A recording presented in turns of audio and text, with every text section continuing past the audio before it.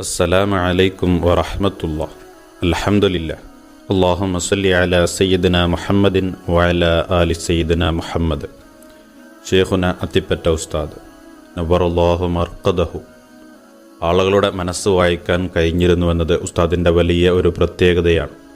അവരുമായി ബന്ധം സ്ഥാപിച്ചവർക്കധികവും ഇത്തരം അനുഭവങ്ങൾ ഉണ്ടായിട്ടുണ്ടാകും. നാം മനസ്സിൽ കാണുന്ന പല കാര്യങ്ങളും ഉസ്താദ് സദസ്സിലോ മുഖതാവിലോ പറയുമായിരുന്നു. ഷെയ്ഖുന അത്തിപ്പറ്റ ഉസ്താദിൻ്റെ സദസ്സുകളിൽ എല്ലാത്തരം ആളുകളും സംബന്ധിക്കാറുണ്ട്. പ്രത്യക്ഷത്തിൽ നല്ലവരായി തോന്നുന്നവരും ചീത്തയായി തോന്നുന്നവരും അതിലുണ്ടാകും. മോശക്കാരായ ആളുകളെ ഉസ്താദ് വല്ലാതെ പരിഗണിക്കുകയും അടുപ്പിച്ചിരുത്തുകയും ചെയ്യും. അവരെ ക്രമേണ നന്നാക്കിയെടുക്കാനാണ് ഇത് ചെയ്യുന്നതെങ്കിലും വീക്ഷിക്കുന്ന ആളുകൾക്ക് പെട്ടെന്നത് സഹിച്ചെന്ന് വരില്ല. ഒരിക്കൽ ഈ മാനസിക വിഷമത്തോടെയാണ് തൻ്റെ ഒരു ശിഷ്യൻ സദസ്സിൽ വന്നിരിക്കുന്നത്. അത്ഭുതകരമെന്നോണം അന്ന് ഉസ്താദിൻ്റെ ക്ലാസ് മുഴുവനും ഈ വിഷയത്തെക്കുറിച്ചായിരുന്നു. മനസ്സിൽ സംശയമുണ്ടായിരുന്ന വ്യക്തിയെ അഭിസംബോധനം ചെയ്ത് ഉസ്താദ് ഈസാ നബി അലൈഹിസ്സലാത്തു വസ്സലാമിൻ്റെ കാലത്തുണ്ടായിരുന്ന ഒരു സംഭവം വിശദീകരിച്ചു. മഹാനായ ഈസാ നബി അലൈഹിസ്സലാത്തു വസ്സലാം തൻ്റെ ശിഷ്യന്മാരുമായി നടക്കുന്ന സന്ദർഭത്തിൽ ഒരു മോശപ്പെട്ട മനുഷ്യൻ ഈസാ നബിയോടുള്ള സ്നേഹം കാരണം അദ്ദേഹത്തിൻ്റെ ഒപ്പം കൂടി. ഇത് നേരത്തെ ഈസാ നബിയോടൊപ്പം ഉണ്ടായിരുന്ന ഒരു ശിഷ്യന് തീരെ പിടിച്ചില്ല. ഈ സമയത്ത് ഈസാ നബി അലൈഹിസ്സലാത്തു വസ്സലാമിനോട് അല്ലാഹു സുബ്ഹാനഹു തആല പറയുകയുണ്ടായി, ആ മോശപ്പെട്ട മനുഷ്യനും നിങ്ങളുടെ കൂടെയുള്ള നല്ല മനുഷ്യനും ഒരു ദുആക്ക് ഇജാബത്തുണ്ട്, ഉത്തരമുണ്ട്. ഈ കാര്യം ഈസാ നബി അലൈഹിസ്സലാത്തു വസ്സലാം അവരുമായി പങ്കുവച്ചു. മോശപ്പെട്ട മനുഷ്യൻ ഇപ്രകാരം പ്രാർത്ഥിച്ചു, അല്ലാഹുവേ, എന്നെയും ഈസാ നബിയെയും നീ സ്വർഗത്തിൽ ഒരുമിച്ച് കൂട്ടണേ. അദ്ദേഹത്തിന് ഈസാ നബി അലൈഹിസ്സലാത്തു വസ്സലാമിനോട് വല്ലാത്ത സ്നേഹമുണ്ടായിരുന്നു.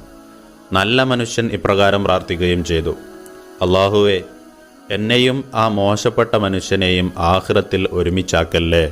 രണ്ടുപേരുടെയും പ്രാർത്ഥന അല്ലാഹു സ്വീകരിച്ചു. മോശപ്പെട്ടവൻ സ്വർഗത്തിലേക്കും അല്ലാത്തവൻ നരകത്തിലേക്കും പ്രവേശിച്ചു.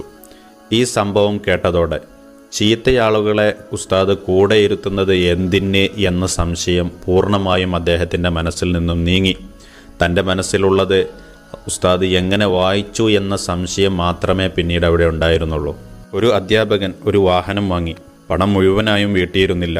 വലിയൊരു തുക ഇനിയും വീട്ടാനുണ്ട്. പണം അടക്കാൻ നിശ്ചയിച്ച ദിവസവും വന്നു. പക്ഷേ അപ്പോൾ കയ്യിൽ പണമുണ്ടായിരുന്നില്ല.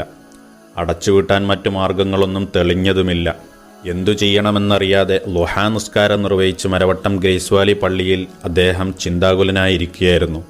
ഈ സമയത്ത് ഷെയ്ഖുന അത്തിപ്പറ്റ ഉസ്താദ് പള്ളിയിലുണ്ട്. കുറച്ചു കഴിഞ്ഞപ്പോൾ ഉസ്താദ് അദ്ദേഹത്തെ അടുത്ത് വിളിച്ചു. വലിയൊരു തുക കയ്യിൽ വെച്ചു കൊടുത്ത് പറഞ്ഞു, ഇത് ആരും അറിയണ്ട, ആരോടും പറയണ്ട. അദ്ദേഹത്തെ സന്തോഷിപ്പിക്കുകയും ചെയ്തു. അയാളുടെ സന്തോഷത്തിന് അതിരുകളുണ്ടായിരുന്നില്ല. ഉടനെ പോയി പണമടച്ച് അദ്ദേഹം തിരിച്ചു വരികയും ചെയ്തു. മറ്റൊരിക്കൽ കുറച്ച് ചെറുപ്പക്കാർ ഷെയ്ഖുന അത്തിപ്പറ്റ ഉസ്താദിനെ കാണാൻ വേണ്ടി വീട്ടിൽ വന്നു. വീട്ടിൽ നിന്നും ഉസ്താദിനോടൊപ്പം അവർ ചായ കുടിച്ചു. സമയം അസറിനോട് അടുത്തിരുന്നു. വേഗം പള്ളിയിൽ പോയി അസർ നിസ്കാരത്തിന് മുമ്പ് 4 റക്അത്ത് സുന്നത്ത് നിസ്കരിക്കണം എന്ന് ഉസ്താദ് പ്രത്യേകം നിർദ്ദേശിച്ചു. ശേഷം അവരുടെ കൂട്ടത്തിൽ നിന്നും ഒരാളെ സ്വകാര്യമായി ഉസ്താദ് അടുത്ത് വിളിച്ചു. എന്നിട്ട് അദ്ദേഹത്തോട് പറഞ്ഞു, നീ വേഗം പോയി സുബഹി നിസ്കരിക്കുക. കൂടെയുള്ളവർക്ക് കാര്യം പിടികിട്ടിയിരുന്നില്ല. പിന്നീട് അന്വേഷിച്ചപ്പോഴാണ് സംഗതി മനസ്സിലായത്. അവൻ അന്ന് സുബഹി നിസ്കരിച്ചിട്ടുണ്ടായിരുന്നില്ല, ഖളാ ആയിട്ടുണ്ട്. ഉപദേശമായിരുന്നാൽ പോലും മറ്റുള്ളവരുടെ ന്യൂനത ആളുകൾക്കിടയിൽ പറയുന്നതിന് ഷെയ്ഖുന അത്തിപ്പറ്റ ഉസ്താദിന് ഇഷ്ടമില്ലായിരുന്നു.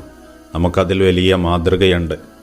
മറ്റൊരിക്കൽ ഒരു സുഹൃത്തിൻ്റെ മാതാവ് പറഞ്ഞു, മോനെ, നീ ഇന്ന് സ്വലാത്തിന് പോകുമ്പോൾ ദിക്റ് ചൊല്ലാനായി ഷെയ്ഖുന അത്തിപ്പറ്റ ഉസ്താദിൻ്റെ തസ്ബീഹ് മാല ഒന്ന് വാങ്ങിത്തരാമോ?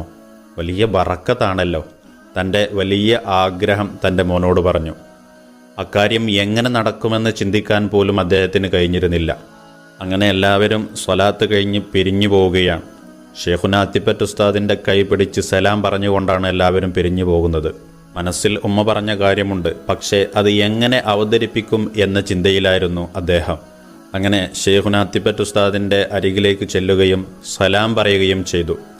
ഈ സമയം ഉസ്താദ് നേരെ തൻ്റെ തസ്ബീഹ് മാല അദ്ദേഹത്തിലേക്ക് നീട്ടിക്കൊടുത്തു.